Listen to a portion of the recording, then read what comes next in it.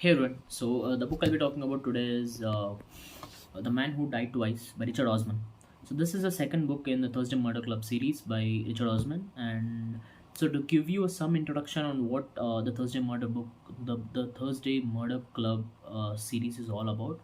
So it's a story where a group of people in an old age home in London tries to gets their hands dirty by trying to solve some crimes.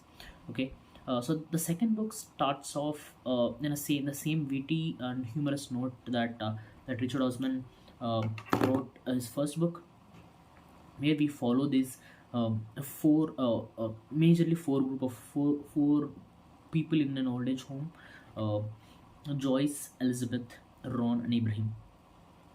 These four people we follow we follow their day-to-day activities mostly, and the main coming into the story starts off when Elizabeth gets a surprise visitor who is her ex-husband, and the ex-husband gets transferred into the old age home and asks Elizabeth to meet him. So that's the starting point, and all that unravels after that is extremely good crime narrative, which hops from one step on to the other in a very clever fashion. So as always, the three pillars in deciding a book is good or not is the story, the prose, the characters. So coming to the story is, I can't say it's really good. I can say it's not bad. It's sort of good. So hear me out. So I hate reading a murder mystery book and coming to the end, and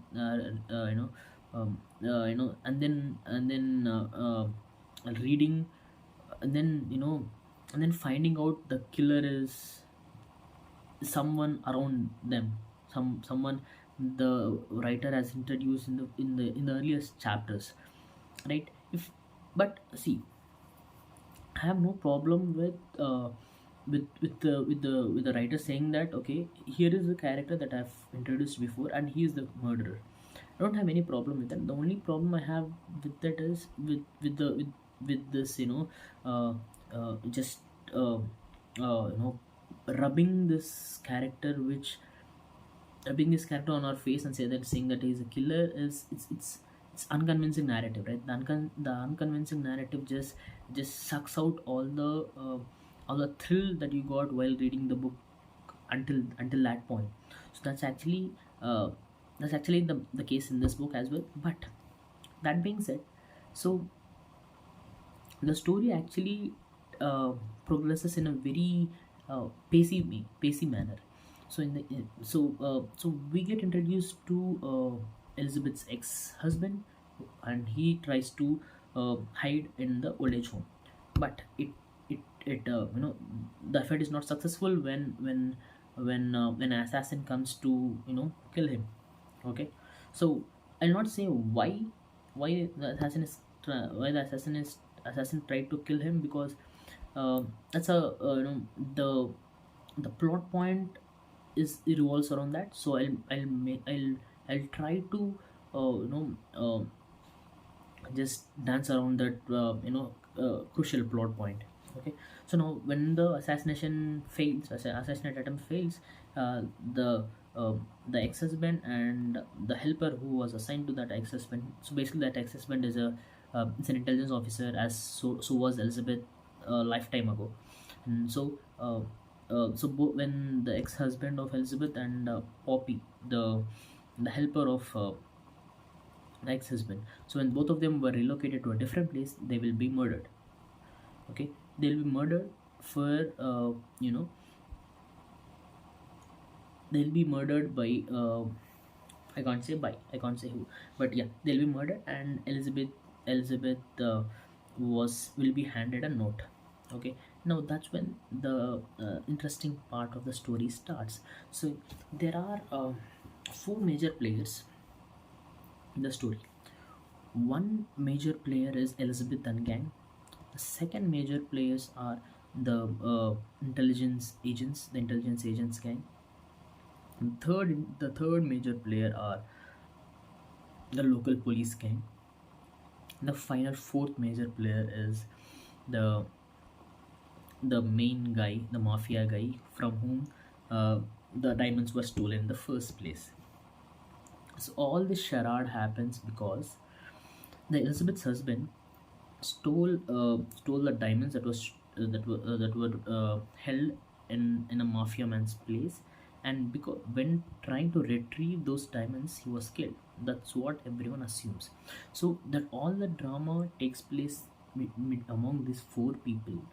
Now, the main task for Elizabeth is finding out who killed his ex-husband and where those diamonds are.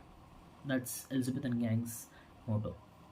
And the motto of Mafia Men is to find out where the gold diamonds are, or else the his boss would come in and kill him. Number two, and the intelligence agent's motto was to un- to understand where those diamonds are and who killed their agents. So the third one, the fourth, local police. The local police were pulled into this dance by Elizabeth and team because they are kind of buddies. Okay, and all this rhythmic dance takes place fantastically among all these four people, and Richard Osman does one thing fantastically right, that he introduces a subplot among all this dance, involving a hit and run to Ron. Okay, Ron, one of the members of the gang, was will be robbed and will be hurt in the process. And now the gang has a separate mission on their hands to find out who did that and punish them and punish the person for that. Now, so without revealing much of a story, so all the charade keeps happening. So sometimes we find it little bit more laborious, and but one thing that I really like in a storyteller is, by the end of the book, if he keeps his promises, if he resolve all the knots that he promised all throughout the book, then I think I would give a I think I would give a big thumbs up. But and this is one of those books where the Richard Osman does that. There are multiple um, uh, what is it, multiple knots that are tied all through the story. But by the end of the book, all those knots will be resolved in one single go. And it's not that creative of a resolution, but it does the job of um, you know um, uh, what is it, satisfying everyone's missions, or not motives, everyone's missions. So when the book ends, so all those unresolved notes were resolved, and the book comes to a happy ending. So I don't want to give so much away. I want to give the sense of what the book is all about. So the book is all about I don't think it's a cat and mouse game as well. I think it's just a clever and uh, you know sort of a uh, I don't think it's it looks comedic at some point. It looks so so. I'll tell you one thing. So most of the book you realize none of them are taking it seriously. So the four people in the gang are not taking seriously because they're they're at that age where it doesn't matter anymore for them. And the two local police, Chris and Donna, they're not taking they're sort of taking seriously, but they're not taking seriously because they know that the gang leader Elizabeth will take care of everything. And see, the entire undertone of it is, there's sort of a comedy, there is a sort of uh, underlying uh, humor to it, humor to the writing. That does a fantastic job of hiding the seriousness of the story. right? And coming back to the prose, so this is what I generally call a journal like writing. So the prose, you don't have to like it, the prose looks effortless, but it's actually quite a difficult job to capture that tone of writing, tone of an effortless writing. So that's actually one of the good things that you see in the book. And coming back to the characters, I think I explained all those characters, and one important character that you should look out for is the character of Donna. Donna is a see, yeah, Donna is a character where you will identify if you are a loner. Donna is a character that you will identify, that that you're trying to find your place in the world. So there are no explicit scenes where which solidifies my statement, but you can see the underlying intonation of these expressions, right? And as a whole, it's a good, I can't say it's very good, but it's a good I mean, crime thriller mystery, except for the last shitty ending. I didn't like the ending to say that, okay, some bring someone up and say, okay, here is the guy who has done all this because of this.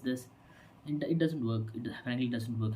Instead, you should have just introduced a new character. Just make something up. Don't turn your inability don't turn your inability of storytelling, and then to like your inability of tying things up is affecting reflecting poorly on your ability to construct a really good story, right?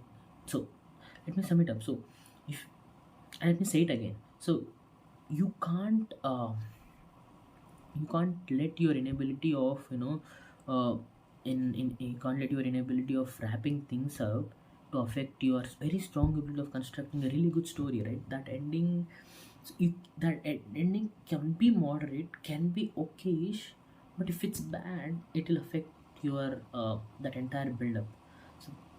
So you lose the reader's confidence, and I think I lost my confidence in Richard Osman. I think I lost my confidence on Robert Galbraith as well, for the last couple of books that I've read. I think that's a whole other topic altogether, and that's my take on The Man Who Died Twice. And you will understand why the title is The Man Who Died Twice when you read the book. And I would suggest you to read the book, because it's better it's better to read a shitty book than to not read anything, right? Yeah. Cheers.